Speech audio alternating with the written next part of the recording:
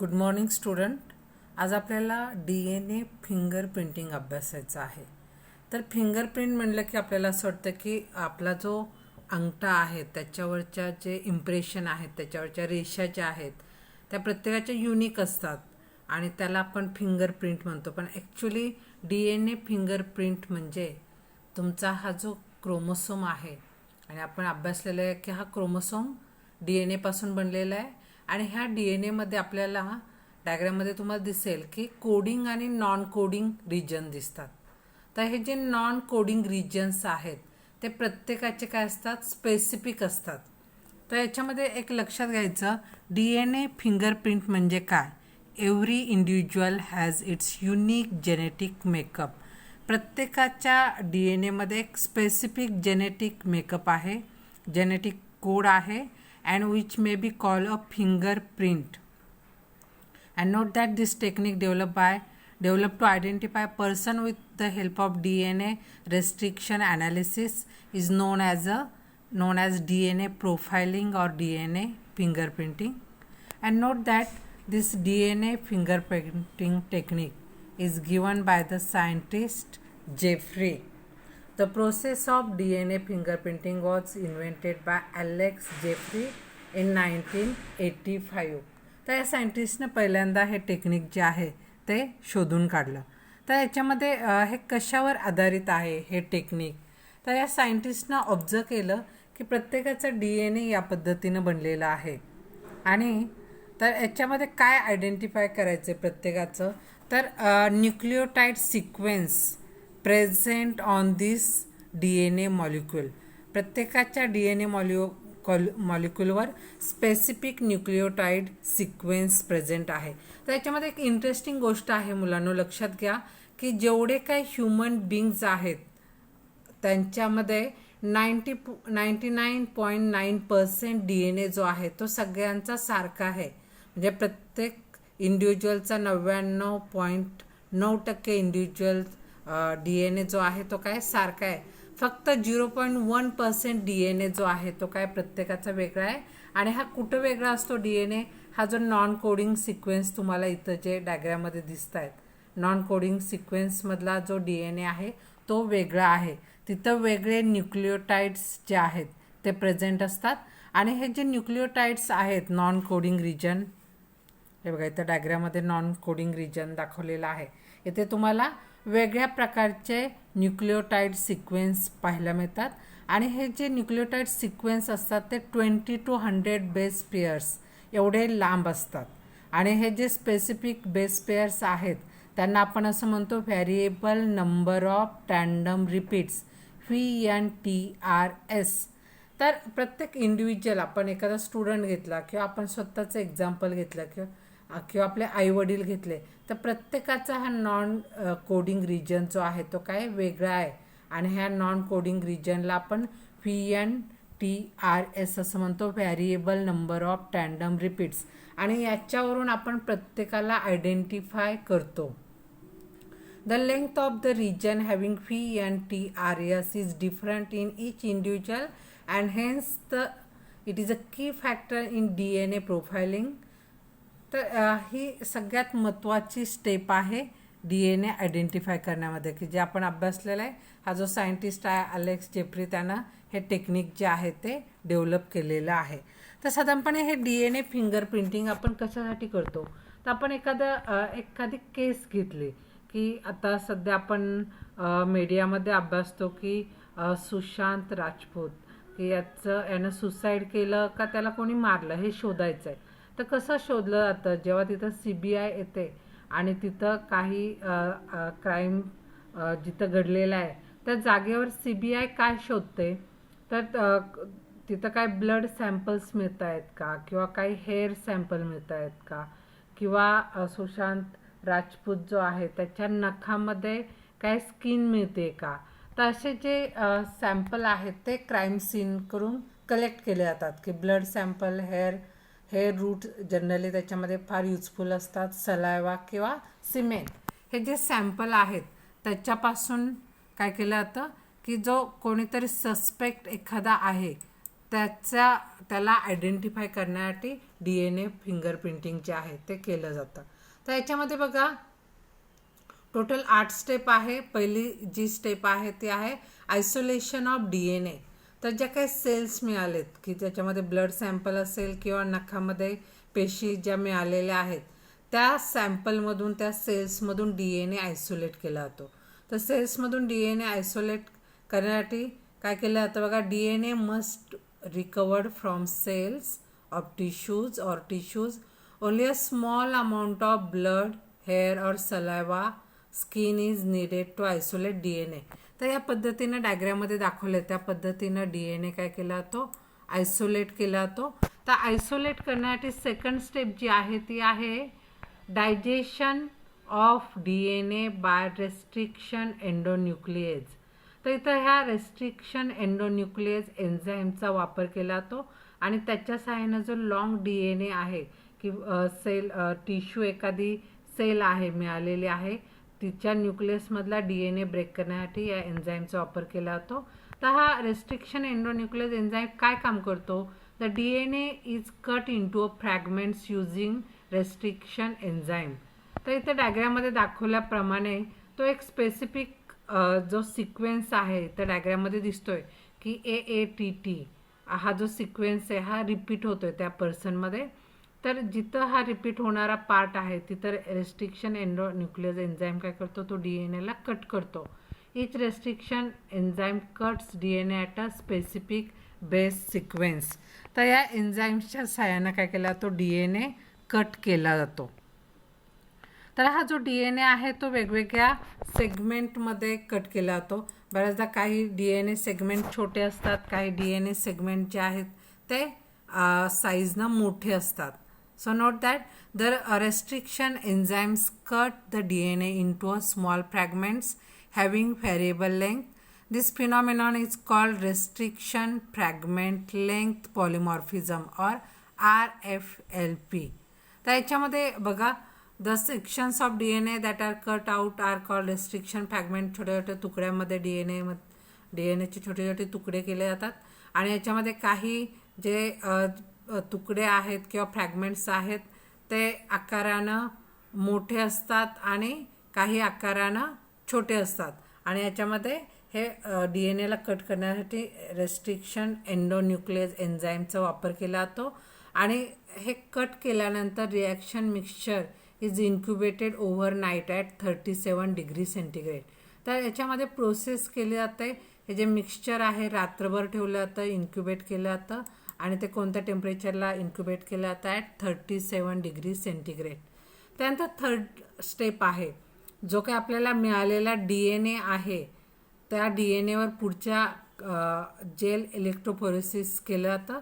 तर इथे डायग्राममध्ये तुम्हाला दिसेल की हे अगॅरो जेलपासून इलेक्ट्रोफोरेसिस अपार्टमेंट तयार केलेलं आहे आणि याच्यामध्ये हा जो DNA जो आहे की जो कट केलेला आहे तर याच्यामध्ये छोटे छोटे वेल प्रिपेअर केलेले आहेत, छोट्या छोट्या खाचा प्रिपेअर केलेल्या आहेत आणि त्याच्यामध्ये हा DNA काय केला जातो, लोड केला जातो. बघा electrophoretic separation of different fragments are separated on the basis of size using the process called gel electrophoresis.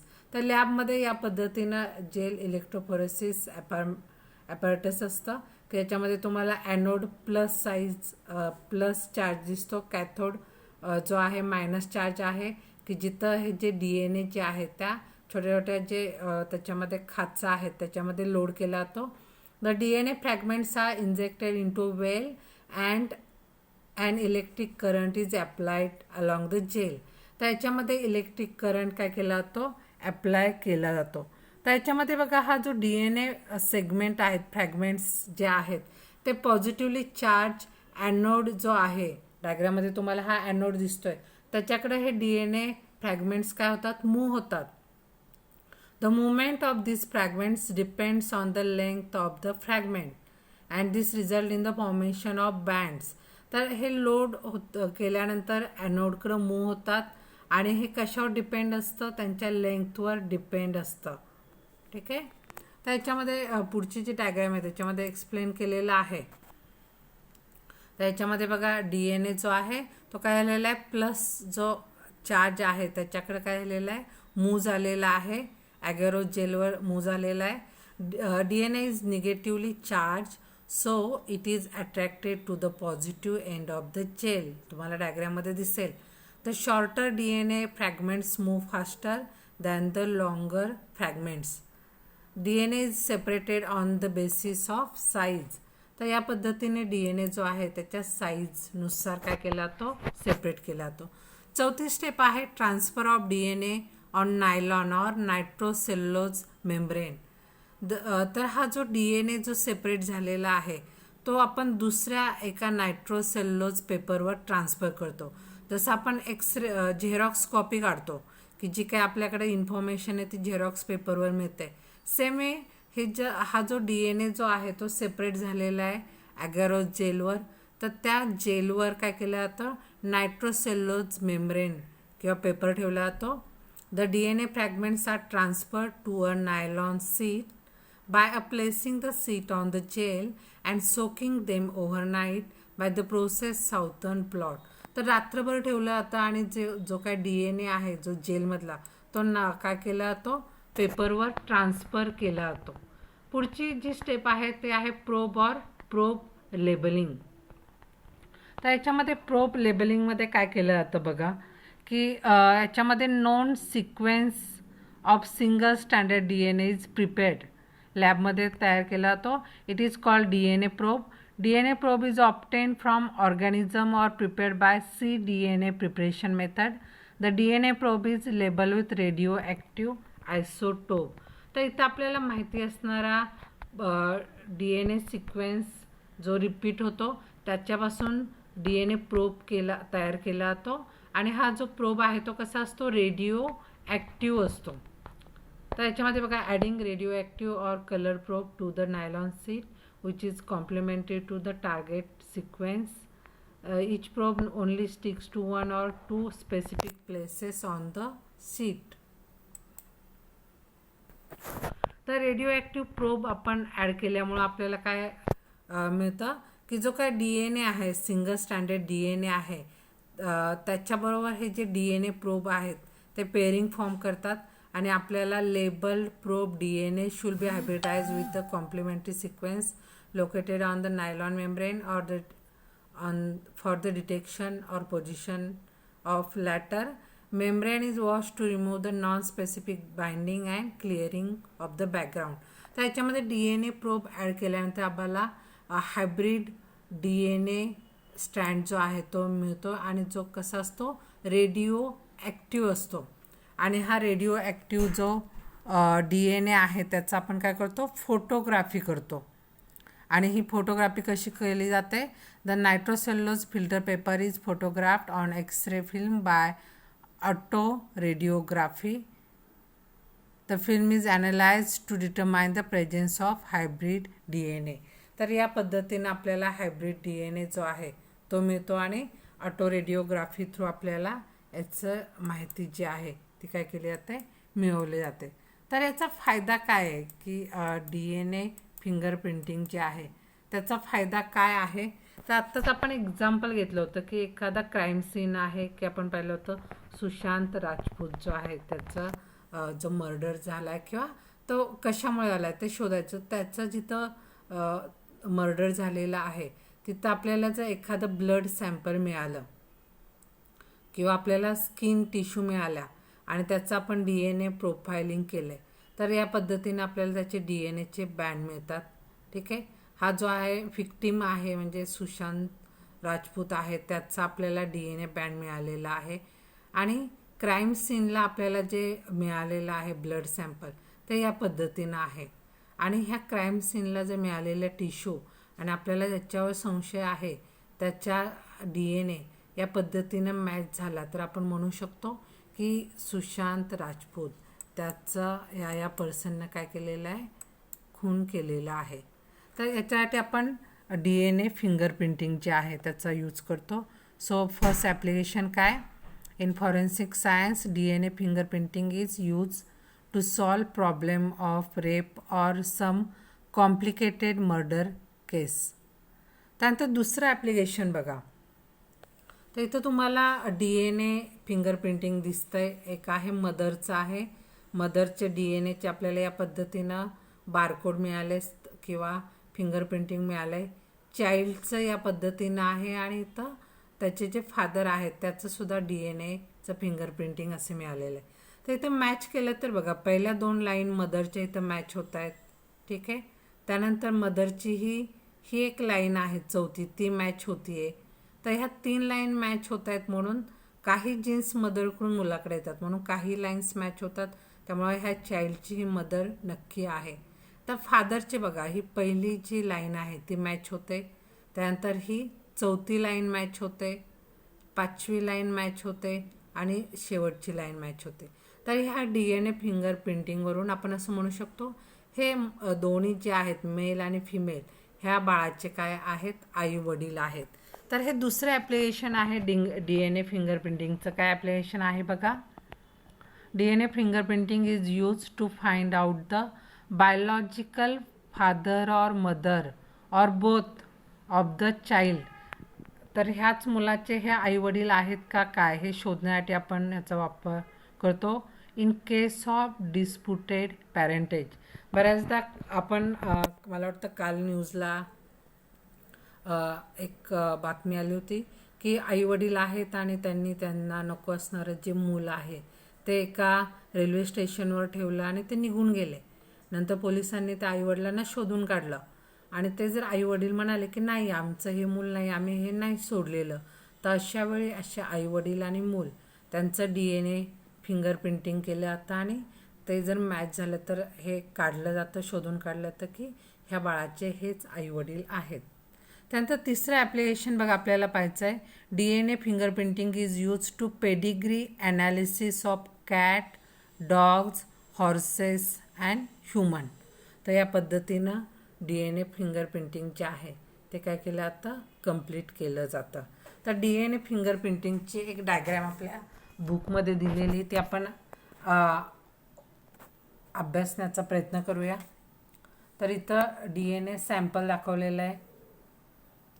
DNA extraction, isolated purified DNA, सेलपासून DNA सेपरेट केला जातो.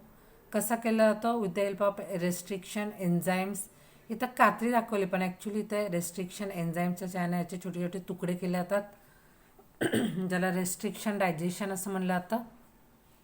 आणि DNAचे आपल्याला असे छोटे छोटे फ्रॅगमेंट्स मिळतात. ह्या फ्रॅगमेंट्सचा आपण फ्रॅगमेंट ॲगॅरोस जेल जे आहे त्याच्या सहाय्यानं आपण इलेक्ट्रोपोरेसिस करतो. इकडं मायनस चार्ज असतो, इथं प्लस चार्ज असतो आणि DNA निगेटिव्ह चार्ज असल्यामुळे ते प्लस चार्जकडं अट्रॅक्ट होतात. त्याला साऊदर्न ब्लॉटिंग असं म्हणलं जातं. आणि साऊदर्न ब्लॉटिंग थ्रू आपण DNA जो आहे तो नायलॉन मेम्ब्रेनवर काय करतो, ट्रान्सफर करतो. ट्रान्सफर केल्यानंतर आपण तिथं रेडिओ ॲक्टिव्ह प्रोब ॲड करतो.